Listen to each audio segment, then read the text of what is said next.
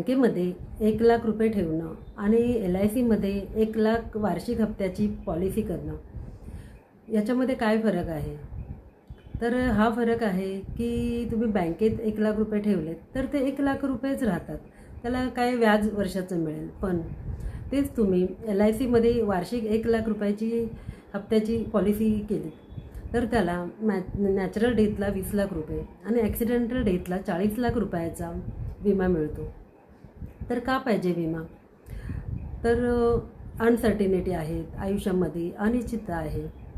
मी घरून बाहेर पडले तर घरी येईन की नाही हे कोणीच सांगू शकत नाही. त्यामुळे LICमध्ये 1,00,000 वार्षिक हप्त्याची पॉलिसी काढली तर 16 वर्ष तुम्हाला भरायची आहेत. त्यामध्ये LIC 9 वर्ष तुम्हाला बोनस ॲड करणार आहे आणि 25 वर्षांनी तुम्हाला 50,00,000 रुपये मिळणार आहेत टॅक्स फ्री.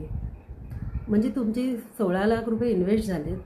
दुर्दैवाने काही झालं तर नॅचरल डेथला 20,00,000 आणि काहीच नाही झालं तर 25 वर्षांनी तुम्हाला 52,00,000 रुपये मिळणार आहेत.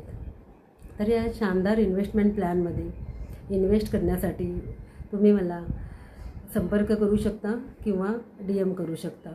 थँक्यू.